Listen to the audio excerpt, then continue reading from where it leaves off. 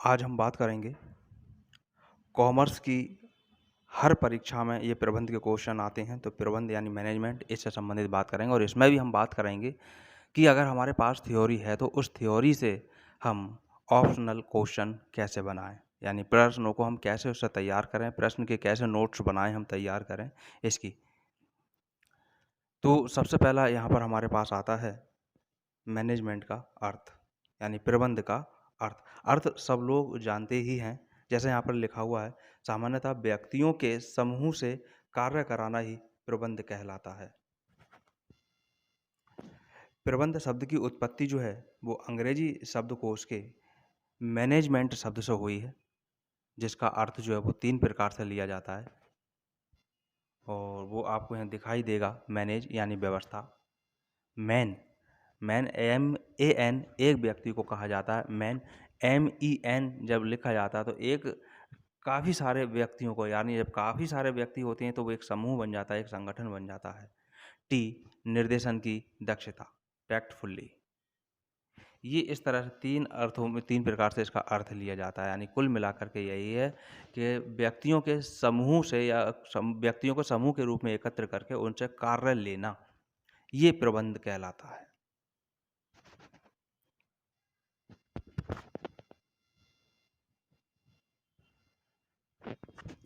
अब प्रबंध से आशय एक ऐसे व्यक्ति या व्यक्तियों के समूह से है जो प्रबंध विज्ञान के नियमों व सिद्धांतों का पालन करते हुए समन्वित तथा सतत प्रक्रिया के रूप में प्रबंध के कार्यों का निष्पादन करते हैं।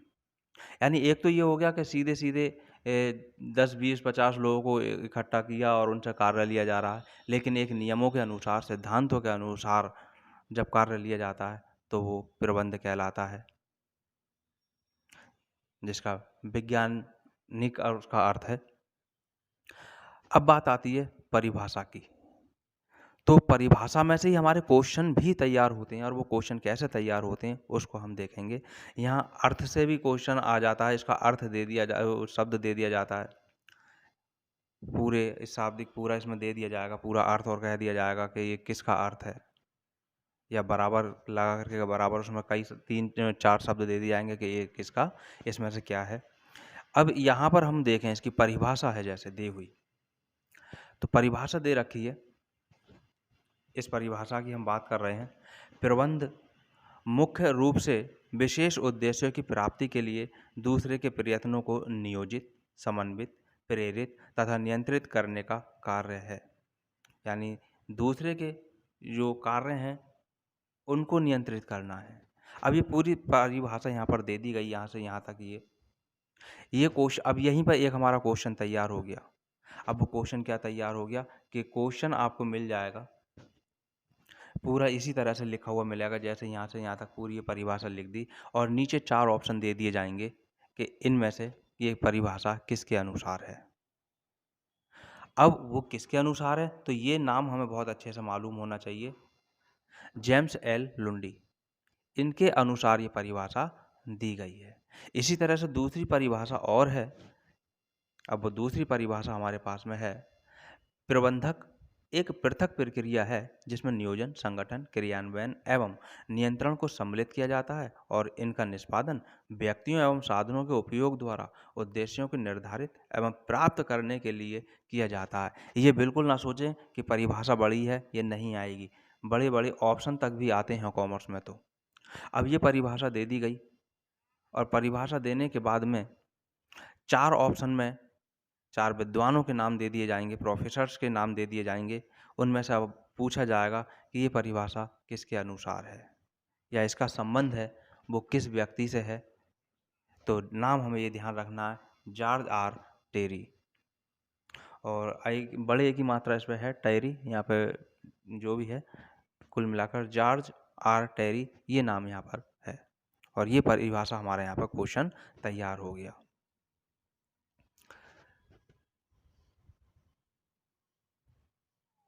कभी कभी ये क्वेश्चन इस तरह भी हो सकता है कि प्रश्न में पहले नाम दे दिया कि जॉर्ज आर टेरी के अनुसार, अब उनने 4 परिभाषाएं दे दी, तो अब वो परिभाषा हमें टिक करनी है। तो इस तरह से एक ही परिभाषा 2-3 तरह से क्वेश्चन आ जाते हैं एक ही परिभाषा से। चलते हैं अगले टॉपिक की ओर। इसमें से ही अब यहाँ बात हम करते हैं प्रबंध की प्रकृति की, नेचर ऑफ मैनेजमेंट। तो इसकी जो प्रकृति है ये 7 प्रकार की यहाँ पर है।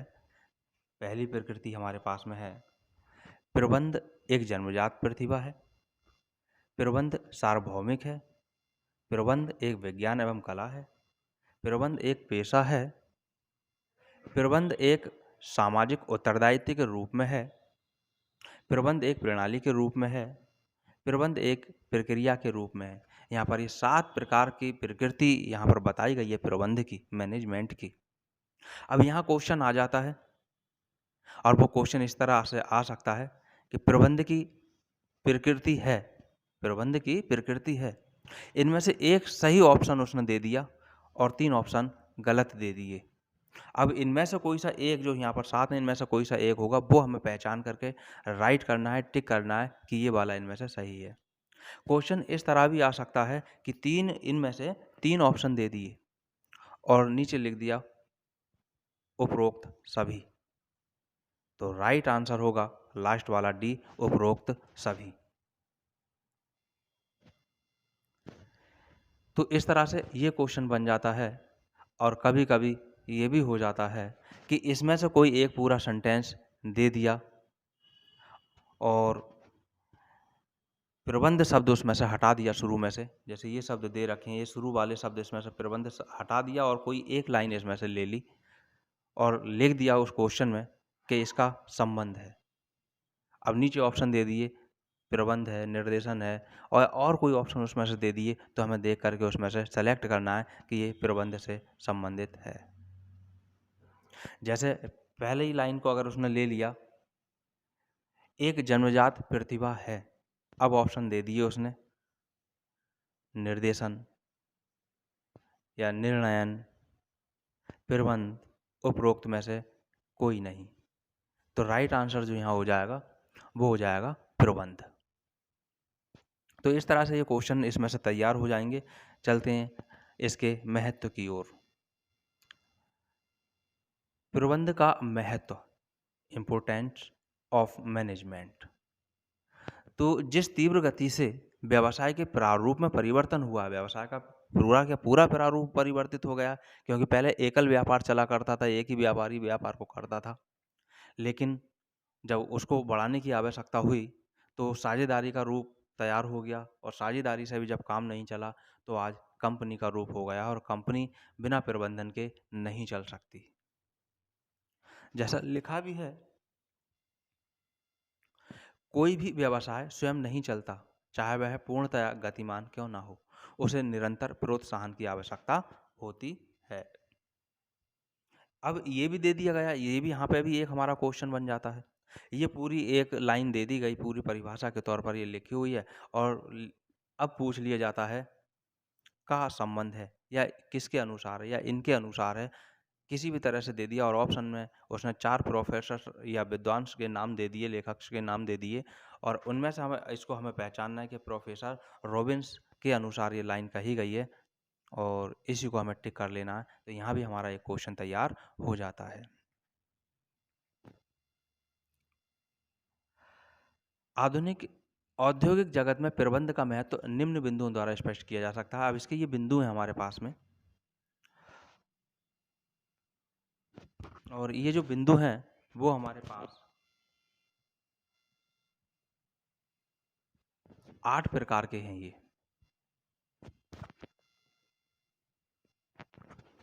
जैसा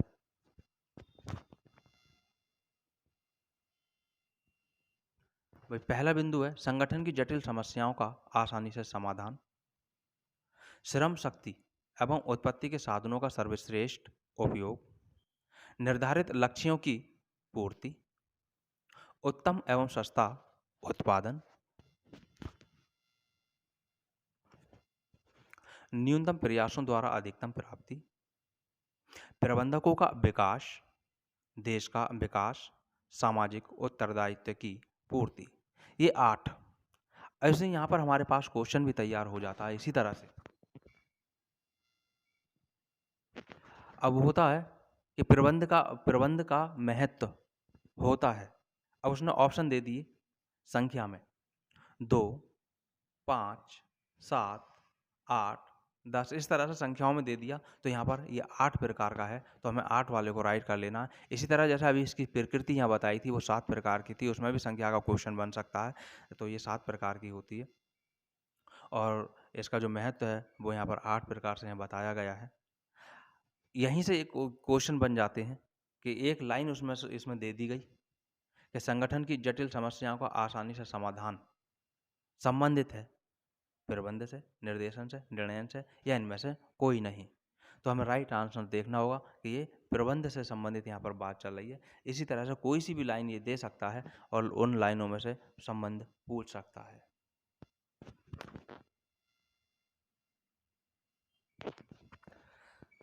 अगर आवाज़ कम आ रही है तो आप ईयरफोन का प्रयोग करें, बिल्कुल साफ आवाज़ आएगी।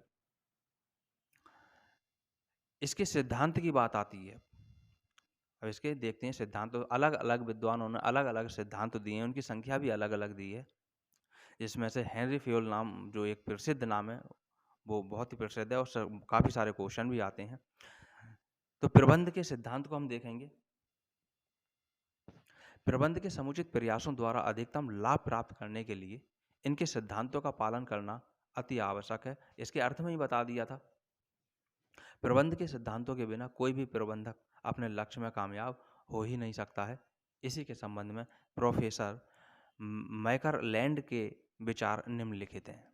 अब यहाँ पर सिद्धांत के संबंध में यहाँ पर 2-3 प्रश्न यहाँ पर तैयार हो सकते हैं। एक यह लाइन जो हमारी है यहाँ पर दी गई है, प्रायः काल्पनिक आवश्यकताओं में निश्चित तथ्यों के संबंध में सामान्यतः मूल कथन ही सिद्धांत कहलाते हैं। संबंधित है, अब ये किससे संबंधित है? 3-4 के नाम दे दिए या चौथा ऑप्शन दे दिया इनमें से कोई नहीं, या चौथा ऑप्शन ये भी हो सकता है उपरोक्त सभी। तो ये प्रोफेसर मैकरलैंड के अनुसार ये हमें ध्यान रखना होगा, याद करना होगा। और एक चीज़ और मैंने हर वीडियो में बताई है कि हर क्वेश्चन जब बार-बार आपके सामने से होकर गुजरेगा तो क्वेश्चन ज़रूर पक्का होगा। तो यहाँ पर एक क्वेश्चन ये हो गया कि ये पूरी लाइन है किसके अनुसार है, या प्रोफेसर का नाम दे दिया प्रोफेसर मैकरलैंड के अनुसार। अब 4 लाइनें दे दी तो उसमें से देखनी है कि इनके अनुसार कौन सी है, तो ये वाली को ही हमें टिक कर लेना है। तो ये 2-3 तरह के क्वेश्चन हमारे पास इस तरह से हो जाते हैं। और एक क्वेश्चन इसमें ये भी बन जाता है कि ये संबंधित है। प्रोफेसर का अब नाम ना दे करके क्रियाओं के नाम दे दिए, जैसे प्रबंध है, निर्णय है, निर्देशन है। तो इस तरह से अब हमें देखना है कि काय से संबंधित है, प्रबंध के सिद्धांत से संबंधित है। यहाँ देखें ये फेमस नाम जो मैंने बताया आगे, इन्होंने 14 सिद्धांत बताए थे। हेनरी फ्योल ने प्रबंध के 14 सामान्य सिद्धांतों का वर्णन किया है। जो ये नाम, ये 14 प्रकार हैं, ये हमें अच्छे से ध्यान होनी चाहिए। पूरी प्रक्रिया है हेनरी फ्योल के अनुसार। जो सबसे पहले है कार्य का वितरण, दूसरा है अधिकार एवं उत्तरदायित्व, अनुशासन का सिद्धांत, आदेशों में समानता, निर्देशन की समानता, व्यक्तिगत हितों की अपेक्षा सामान्य हितों की अधीनता, कर्मचारियों का पारिश्रमिक, केंद्रीयकरण, पदाधिकारी संपर्क श्रृंखला, व्यवस्था, समता, कर्मचारियों का कार्यालय में स्थायित्व, पहल का सिद्धांत, सहयोग। ये 14 सिद्धांत हेनरी फ्योल ने दिए हैं। यहाँ हमारे पास क्वेश्चन तैयार होता है। इन 14 में से कोई सी भी एक लाइन दे सकता है और पूछ लेता है निम्नलिखित का संबंध है या इसका संबंध है। 4 या 3 प्रोफेसर्स विद्वानों के नाम दे दिए और लास्ट में एक दे दिया उपरोक्त में से सभी या उपरोक्त में से कोई नहीं। तो हमें देखना है कि ये जो 14 सिद्धांत हैं वो 14 सिद्धांत हेनरी फ्योल के हैं, तो हमें हेनरी फ्योल को ही टिक करना है। क्वेश्चन इस तरह भी आ सकता है कि हेनरी फ्योल के अनुसार प्रबंध के सिद्धांत कौन सा है।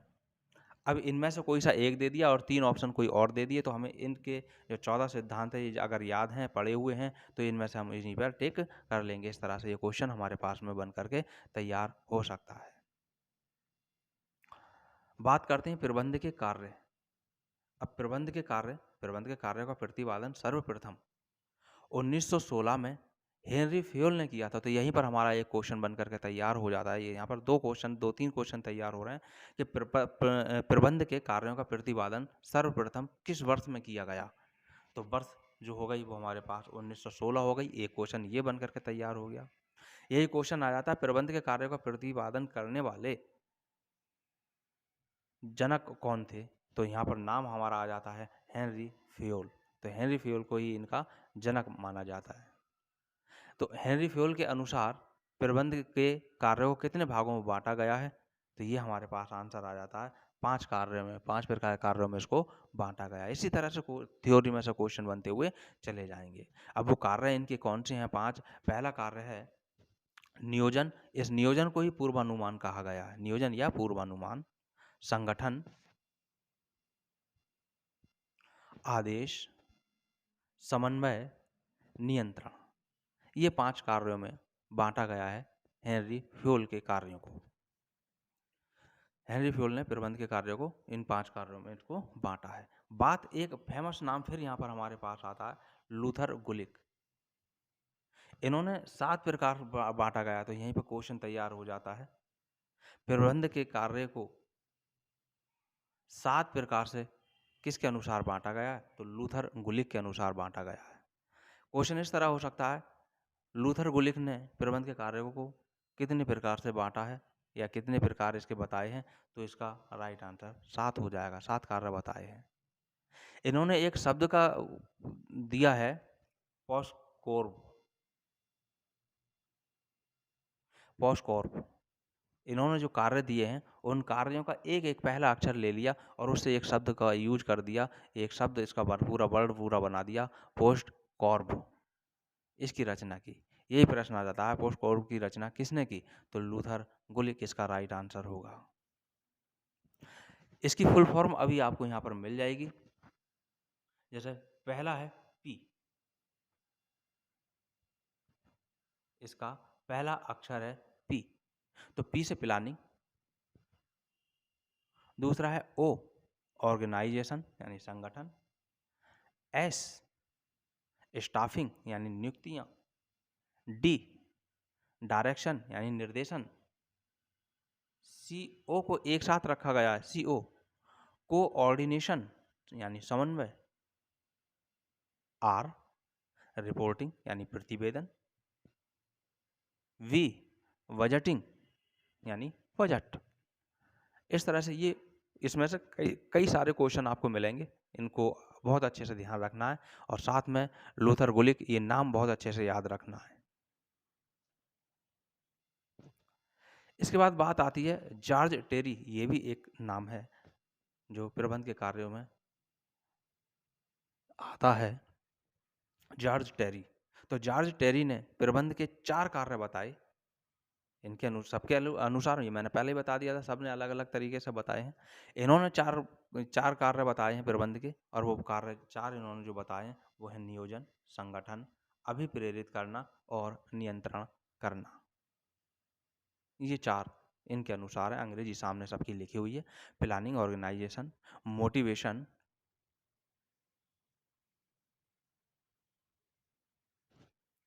अब यहाँ बात आती है नियंत्रण की। यहाँ पर गलत यहाँ पर लिखी हुई, मोटिवेशन सही है। यहाँ पर प्रबंध के विचारक यानी पूरे प्रबंध से संबंधित जो हमारे विचारक हैं वो ये 3 विचारक हैं। जो 3 विचारक आपको मिलेंगे वो यहाँ मिलेंगे। F W Taylor, Henri Fayol, Elton Mayo. सबसे पहला और प्रसिद्ध नाम एफ डब्ल्यू टेलर है, जिसका पूरा नाम है Frederick Winslow Taylor. Frederick Winslow Taylor. एक एक करके हम सबकी बात करेंगे। सबका इनका बहुत बड़ा योगदान है। इन्होंने पुस्तकें भी प्रकाशित की हैं। तो पहला नाम फ्रेडरिक डब्ल्यू टेलर। यहाँ पर क्वेश्चन भी आ जाता है। ये क्वेश्चन इस तरह आ जाता है कि प्रबंध को नई शिक्षा, नई दिशा प्रदान करने वाले विशेष तौर से संबंध है। तो इन तीनों के नाम दे दिए और लास्ट में डी ऑप्शन दे दिया, उपरोक्त सभी। तो हमें डी वाले को ही राइट करना है, उपरोक्त सभी। कभी कभी ऐसा होता है केवल एक ही नाम दे दिया और 3 अलग नाम दे दिए, तो हमें इन 3 नामों की अच्छे से पहचान होनी चाहिए। जो भी नाम इनमें से दिया होगा उसको हम टिक कर लेंगे। तो फ्रेडरिक डब्ल्यू टेलर की हम यहाँ पर बात करते हैं। 20वीं शताब्दी के आरंभ में प्रथम बार अमेरिका में उद्योग के प्रबंध पर शोध के गंभीर प्रयास फ्रेडरिक विंस्लो टेलर ने ही किए। तो यहाँ पे इसके जनक भी इन्हीं को माना जाता है। और शताब्दी का क्वेश्चन भी आ जाता है कि किस शताब्दी में, तो 20वीं शताब्दी का यहाँ पर राइट आंसर होगा 20वीं शताब्दी। यहीं इस थ्योरी में से ही क्वेश्चन तैयार यहाँ हो रहे हैं। आगे है, हालांकि वह प्रबंध का वैज्ञानिक तरीके से अध्ययन करने वालों में अग्रणी नहीं थे। यानी वैज्ञानिक तरीकों से जिस तरह से नियमों के तौर पर यहाँ पर जो लोग सम्मिलित होते हैं उनमें ये सम्मिलित नहीं थे, उनमें सम्मिलित थे लेकिन अग्रणी नहीं थे। उनके पहले किसी भी विचारक ने कार्य पद्धति का विश्लेषण नहीं किया था। टेलर का मत था कि सर्वोत्तम प्रबंध सच्चा विज्ञान है। अब ये हमें यहाँ पर फिर एक लाइन ये बन जाती है, ये लाइन हमें अच्छे से याद होनी चाहिए। पूरी लाइन क्वेश्चन में दे दी गई और ऑप्शन दे दिया संबंधित है। यह लाइन किसने लिखी है, ये लाइन किसकी है या किसके अनुसार है। 4 ऑप्शन दे दिए तो हमें देखना है क्या है, फ्रेडरिक विंस्लो टेलर, यानी FW टेलर शॉर्ट में लिखा जाता है, FW टेलर, जो सभी प्रकार के मानव गतिविधियों पर लागू हो सकता है। इसलिए वह वैज्ञानिक पद्धति के जन्मदाता भी माने जाते हैं। वैज्ञानिक पद्धति का मतलब नहीं कि विज्ञान, यहाँ पर जो प्रबंध है उस प्रबंध के लिए वैज्ञानिक पद्धति, तो वैज्ञानिक पद्धति के भी जन्मदाता प्रबंध के फ्रेडरिक डब्ल्यू टेलर को ही माना जाता है। फ्रेडरिक डब्ल्यू टेलर का जन्म, इनके जन्म से संबंधित भी क्वेश्चन आ जाता है कि इनका जन्म कब हुआ था, किस शहर में हुआ था, किस कस्बे में हुआ था, ये सब क्वेश्चन यहाँ पर आ जाते हैं। तो इनका जो फ्रेडरिक डब्ल्यू टेलर का जन्म है 20 मार्च 1856 को हुआ था। ये तो वर्ष की बात हो गई, तारीख की बात हो गई। पेंसिल्वेनिया के जर्मन कस्बे में हुआ था। ये सब बातें हमें ध्यान रखने की हैं और इनमें से क्वेश्चन आ सकते हैं। इन्होंने अपनी शिक्षा जो है फ्रांस और जर्मनी में प्राप्त की। 1890 में वह मैन की एक कागज मिल मैन्युफैक्चरिंग इन्वेस्टमेंट कंपनी के महाप्रबंधक बने। ये क्वेश्चन भी आ जाता है कि कागज मिल मैन्युफैक्चरिंग इन्वेस्टमेंट कंपनी के महाप्रबंधक WF टेलर कब बने, तो 1890 में बने। ये क्वेश्चन यहाँ पर तैयार होता है। और 1893 में उन्होंने न्यूयॉर्क में एक कंपनी में सलाहकार का भी कार्य किया था। तो ये भी यहाँ पर क्वेश्चन बन जाता है, 1893 में सलाहकार ये बने थे।